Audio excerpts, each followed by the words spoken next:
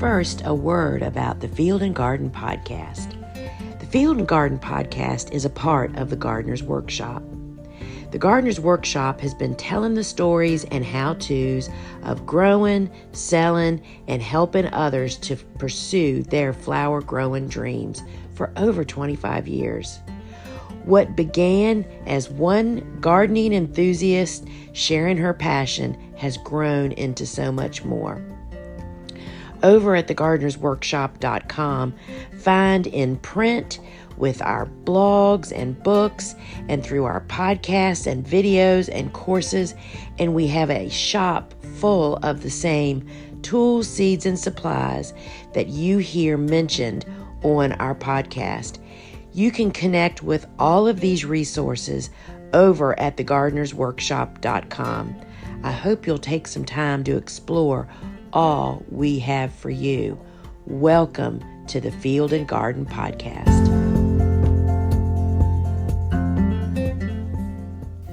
Hi there, and welcome to Ask the Flower Farmer Live with the Gardener's Workshop. I'm Dave Dowling. I work with Ball Color Link, and I also have an online class with the Gardener's Workshop called Bulbs, Perennials, Woodies, and More. All the classes with the Gardener's Workshop are now immediate access, so if you buy it today, you get access to the entire class all at once. More information about all the classes offered by the Gardener's Workshop are at thegardenersworkshop.com. Okay, the first question is from Steph Stems and Flower Farm. Are there any dahlias that can take the heat better? How do I find out what these varieties are? If you're in a warm area, there's two things you can do. Water more often.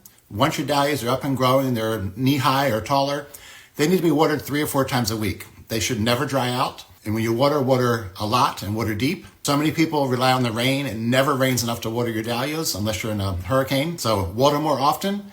And also if you're really, really hot, I'm talking like Texas or Oklahoma, where it's 100 degrees during the day, a shade structure would make a big difference. Growing them under 50% shade will reduce the amount of water that they transpire through their foliage and through the leaves, and they'll do much better. And the other thing is when you harvest your dahlias, you're going to take off almost all of the foliage. Don't leave any leaves on that stem. And that way when they're in a vase of water, all the water goes to the flower and not to the leaves. But again, just water more often. Okay, Liam Murphy. We're a small cut flower farm in Central Texas. We've been asked to grow Ranunculus, daffodils, and tulips for a wedding next March. Do you have any growing or harvesting tips for us? Well, if you're in Texas, you should be able to grow the Ranunculus without any problem, but you want to plant them this fall, in October, early November, late November at the latest, and you can grow them in a high tunnel. You're not out in the open field. Tulips and daffodils are a little bit different because you're in Texas. You might not have a long enough, cold enough winter for them to get their natural cooling. So you may need to buy what's called a 9C bulb, which have been chilled at 9 degrees Celsius, which is 49 degrees Fahrenheit. They've been pretty chilled for about 8 weeks. And you would still plant them in the fall, and all you can do is hope that they can bloom on time for your wedding in March. One thing to know is that your daffodils are going to bloom before your tulips. Usually the daffodils are just finishing up when the tulips are starting. If you're really trying to time them for a specific date, you want to grow them in crates where you can regulate them and speed them up by putting in the warm tunnel or the heated greenhouse, or slow them down and put them back in the cooler to hold them once they're ready, if you're trying to get them ready for an exact date like a wedding. But it can be tricky. I always like to say never promise anything for a wedding. Just tell them you're going to try your best. Neighbor Flower Farm wants to know if sage should be cut back in the winter or pruned back in the spring. Either time is fine. Just after the first frost in the fall, you can cut them back then. And when you're saying sage, I'm assuming you're talking sage, the leaves, more the culinary sage, not salvia, as in the flowers. Cynthia Baker, she's got some snapdragons going strong still. They may overwinter in zone 7A. Should she cut them back, and will they produce flowers next year? Snapdragons sometimes do come back, although if they've been blooming all summer, they're less likely to overwinter, as opposed to planting new flowers or new plants in the fall as a cool flower that would overwinter and bloom in the spring. But definitely, yes, cut them back to about 4 inches and see what you get in the spring. But I wouldn't rely on those definitely coming back good. I would still plant new flowers if you want to make sure you have snapdragons. Steph Stems wants to know about tuberose. Do they give just one flower per season, and will they overwinter in zone 8A in Texas? First of all, yes, 8A Texas will overwinter no problem. They normally put up more than one flower, although if you're buying new bulbs, they're usually a single individual bulb and you will only get one flower per plant. But in future years, it's a cluster of bulbs, and that cluster will make multiple flowers. The big thing with tuberose, they like it really hot. Warm soil, warm temperatures, but they also need water and fertilizer. So some northern growers don't have much luck with tuberose because the summer's not warm enough. So you need really hot weather. They're originally from Mexico, so hot, hot, hot. Blooming Beautiful by Joyce D.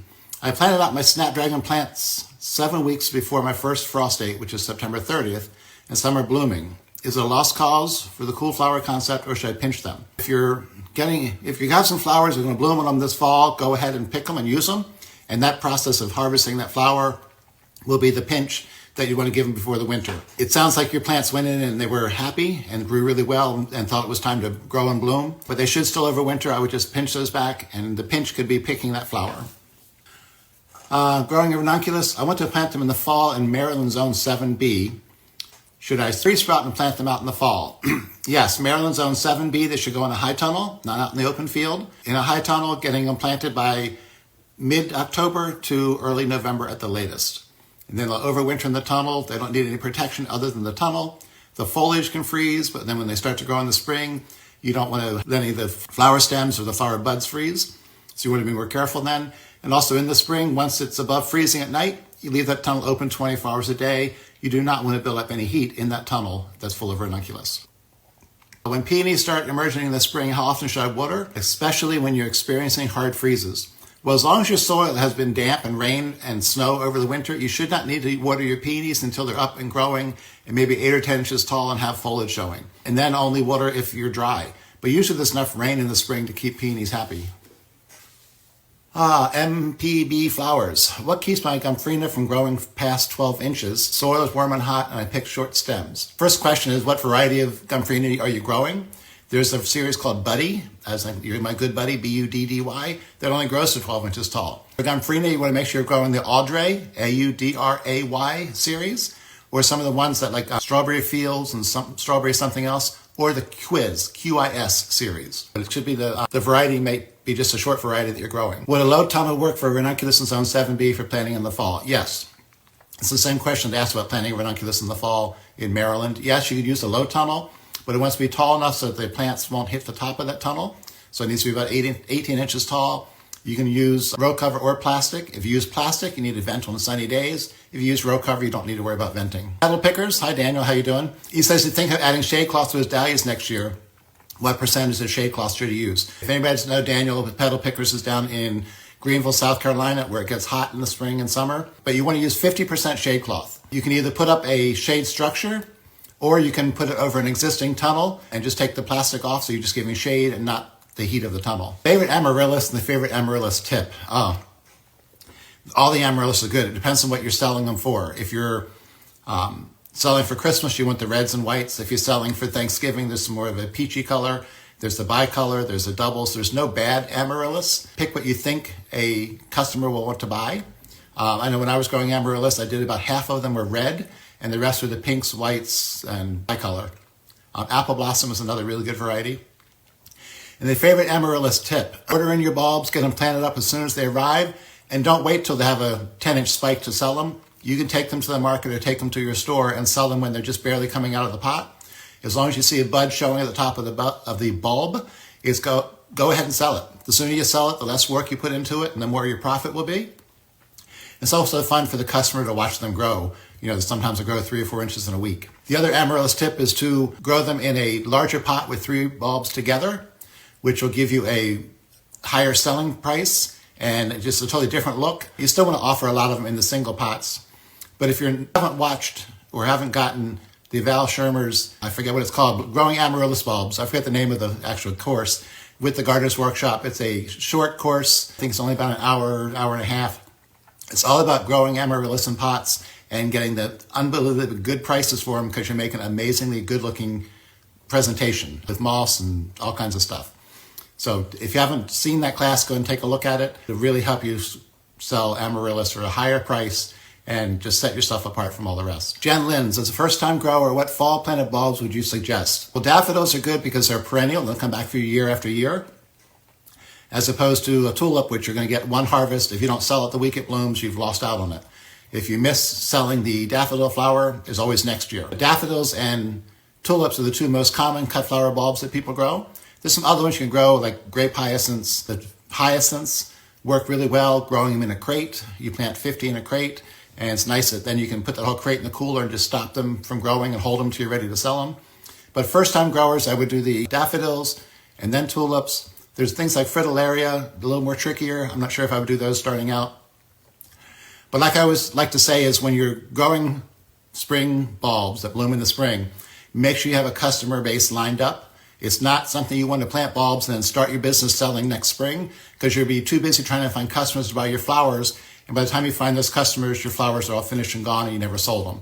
So I don't recommend growing spring flowering bulbs the very first year, unless you already have a customer base lined up. Flower Flock Farm wants to know what temperature should the soil be for planting daffodil bulbs and how to store them before planting. You can store them anywhere in a cool area in your basement. If you have a cooler, that's fine, but make sure the boxes are opened so they have air circulation. All flower bulbs put off ethylene gas, and if they get too much in there, it can just damage the bulb. So you always want to open up for ventilation.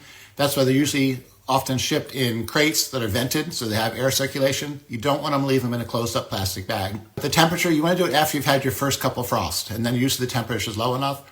The soil is then in the 50s. BB flowers, can I grow ornamental kale all winter in zone 9B, no frost but cold? You could, they probably wouldn't grow much after sometime in October. They'll probably just sit there, but as long as if you haven't picked them yet, they're still good. They'll just sit there.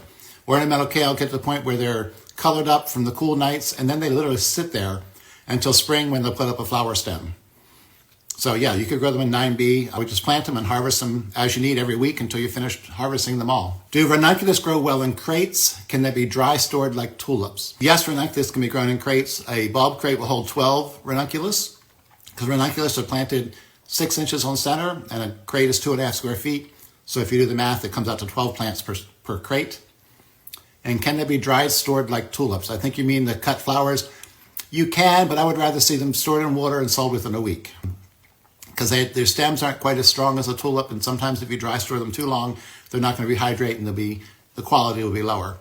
And as far as any flowers, dry storing them or storing them to sell later, it's always better to sell it now than try and sell it in 3 weeks when something could go wrong in the cooler in storage, and you've lost your flower. Connie is asking what grow lights are good for the home gardener for seeding. You can use I think it's T11 fluorescent bulbs, but the LED lights have come down in price. They're kind of affordable now. I'm going to say I paid $35 or $40 for a 2-foot light at Home Depot a couple years ago, and it works great, because it's the full spectrum of light. It doesn't give off heat. So the LED lights are the best when they're as a plant light, or you can use the fluorescent lighting that Lisa talks about in the Gardener's Workshop. Next question is, Kay wants to know, ranunculus growing in zone 6B fall without protection? No, I would not plant any ranunculus outside without some kind of tunnel, either a low tunnel or high tunnel, for protection, especially in zone 6B. It might work for a home gardener, but not for professional cut flower production.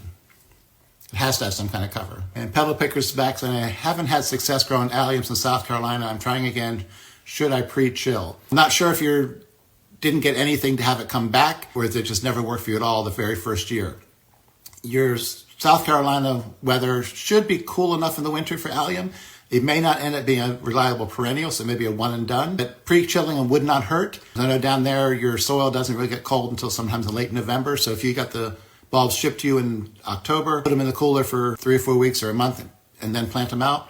Just make sure that box is open for ventilation. Flower Flock Farm, what spacing do you recommend for peonies, and how often do you water once planted in the fall? I like peonies spaced about 24 inches apart down the row. You can put 2 rows in a bed and do them zigzag, so they're alternating side to side. How often do you water them when you plant them in the fall? Well, you're going to plant them, water them like crazy the day you plant them till it's a muddy hole, and then they shouldn't need any more water until next summer. But next summer, because they're young plants, newly planted the fall before, make sure you keep them well watered. Water them at least once a week throughout the whole entire next season. Don't think that, you look at them in June, okay, the plants look good. You have to keep watering them all summer and keep the weeds out of them. But if you water them really good when you plant them, that should be good. Unless you're in an area that gets no rain over the winter or no snow, then you might go out and water them once or twice over the winter. Heaven Sent Flower Farm, Texas, Zone 8B. I have eucalyptus plugs coming mid-November. Their first frost is December 15th.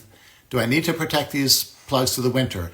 I would put row cover over them, and the reason I say that is because they're young plants that normally if you had a young plant planted in the spring, it would be no problem overwintering zone 8B. But a eucalyptus plant coming out of a warm greenhouse from the plug grower, they're not going to want to get frozen.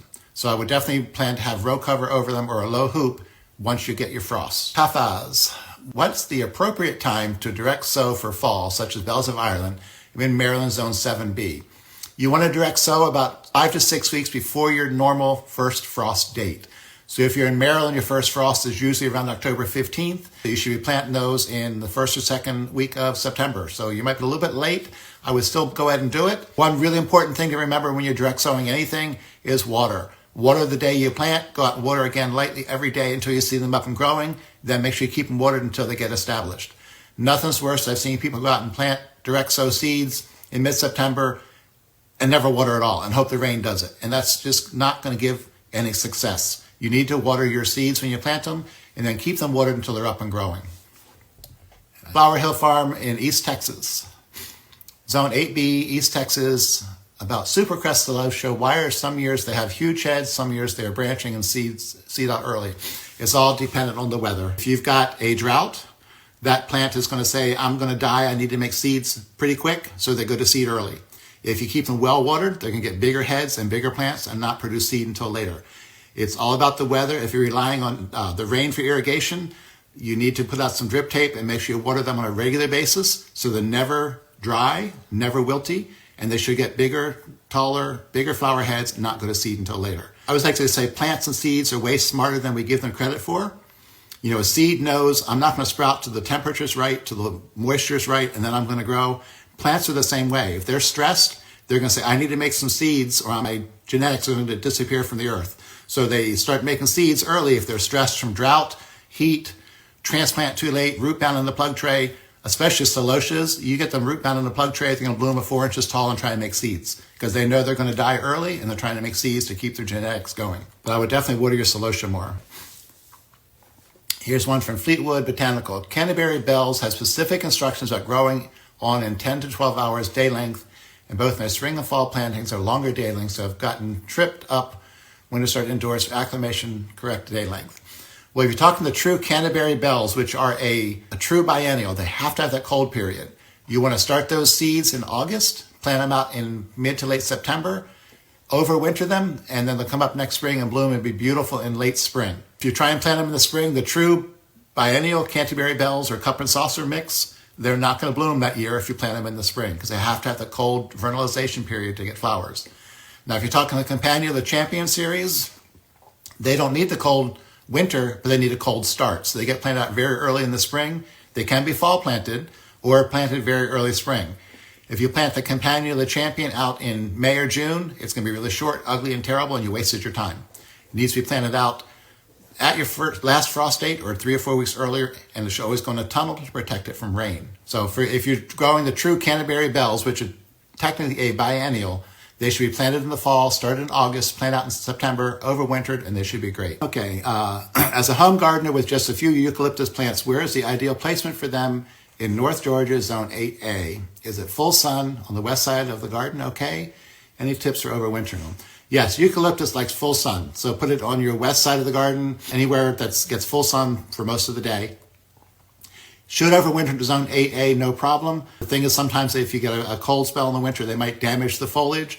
But eucalyptus you're growing as a cut foliage. You're going to cut that back to knee-high or shorter every fall or sometime before next spring. If you don't, you end up getting a tree that's going to be 20 feet tall, and then you can't reach the leaves. So you definitely want to cut back your eucalyptus every winter before it starts to grow in the spring, down to 12, 18 inches tall, no taller than that, and then it should branch out. If you have a really cold winter, it may die back on the trunk, but it should still grow back from the base at the roots. Winter protection, you can cover them with straw or shredded leaves after you've cut them back, and then throw a piece of row cover or plastic over them to keep that insulation material in place. Oxalo peonies. I tried growing Tweedia for the first time this summer. It only grew 6 to 8 inches tall and didn't get any taller. Any ideas how to get taller stems?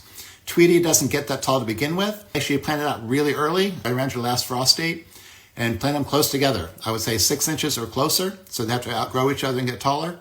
And make sure you're growing a variety that's listed as being 18 or 20 inches tall. You're never going to get 30-inch Tweedia. It just doesn't do it. It's a shorter plant to begin with. But planting them close together, they'll grow a little bit taller. Kathy Borisco, what is the trick to get Pro-cut sunflowers to stop dropping pollen in my counter. The pro-cut shouldn't be making pollen because they're supposed to be pollen-free. So if you're really growing the pro-cut sunflowers, they shouldn't make pollen.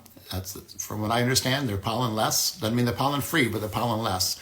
Other than that, there isn't really anything you can do other than if they start to get pollen, is to take them and get them out of the house. I don't know, maybe you could spray some hairspray on them that would lock it in place. I don't know. Might be an experiment for you to try. Why do a portion of my pro-cuts shrivel up and die, all treated the same, but some through the grouping just melt down? So I guess you're talking about sunflowers out in the field and some of them die. Usually if the entire plant dies, it's either an insect in the stem of the plant down low to the ground. Corn borers will do that. They go in, they just start eating inside the stem and it ruins the plant. Or you got a root rot, some kind of disease on the roots. So if you have a plant that's melted down like that, I would examine the stem for any holes that looks like almost like a little slit, a little brown spot where an insect may have gone into that stem and is eating it from the inside. Or pull the plant up and see what the roots look like. If the roots are white, then you're okay. If they're brown and mushy, then you have a root rot problem. On seed packets, they say how many days until flowering. How do you use that info when you're overwintering flowers? You don't. Basically, a days to flowering is if you plant that, take for example, a larkspur. If you plant it in May or April or May, it's going to bloom in, say, 12 weeks. If you plant it in the fall, it's going to bloom maybe 8 weeks after your last frost. So yeah, the days to flower for overwinter crops really doesn't work. It's more of a trial and error and keeping records to know what blooms when. I used to always reference things to when peonies bloom. Like for me, Baptisia bloomed the same time as peonies, the Sweet William right before peonies, and continued while the peonies are blooming. So whether you're in zone 7 where your peonies bloom, May 20th, or you're down south where they bloom April 30th, that kind of gives you a reference point that when your peonies bloom, this flower blooms right before, right after. So just keep track of when your flowers bloom the first year for you and use that as a reference in the future. But you're right, the days to flower on the seed packet or in a catalog does not count when you're planting them in the fall. I planted Argentine forget-me-nots and they were so small. How can I get longer stems? I'm zone 6 and I'm assuming I should overwinter them. For one, I would plant them closer together, like I mentioned earlier for the other one. Closer together makes them outgrow each other. But again, check what the height they're supposed to be. You can't make a plant that only grows 12 inches grow much taller. So check the height on the flower. Sometimes it's a beautiful picture in the catalog or in the seed packet, but the height is not what you need for a cut flower use. Okay, there's one here. Can lemon basil infect the soil with soil-borne pathogens? We have a huge problem last year. I'm wondering if the basil in the past years, we did get 61 inches of rain this spring. Well, I'm sorry you got 61 inches of rain. That's a lot of rain. I don't know of anything, lemon basil, that would infect the soil with any pathogen. Not that I know of. I'm not sure what you're saying, what the problem was. Was the problem with the basil or something I should plant the following year? But the basil would have the same question that the same person was talking about the Supercrest celosia. That shouldn't have had any effect on the celosia, that's for sure. To prep a new peony bed for cut flower production, how wide of a bed should I make? I like to keep beds 30 inches wide, but then when you plant the plants in that, you put a double row, so not a double row, 2 rows within that bed, come in a foot on each side. So that makes sure there's a foot between each row of peonies. So 2 rows of peonies, alternating zigzag, planted about 24 inches apart down the row. Sweet William sowed spring, zone 7A, had huge plants all summer, now starting to die back. I'm not sure what they're referring to, that's Slavic sourdough. If it's the true biennial Sweet William planted in the spring, it would not have bloomed. You have nice big plants all summer and they'll bloom next year, because a true biennial has to have that cold period before it's going to flower in the following spring. So if it's a true biennial Sweet William, that's usually planted in seeds started in August, planted out in September for flowers the following spring.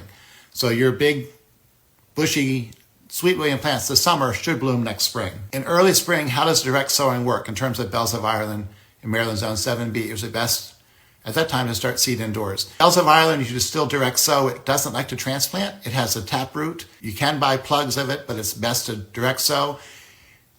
If you're growing it, Bells of Ireland is always better in a high tunnel to protect it from the rain. If you're growing it outdoors, you can still do it, but you want to plant it, direct sow it a couple weeks before your last spring frost date. I think Lisa was mentioning the other day, if you want to have beds ready for early spring planting, you want to get those beds ready this fall.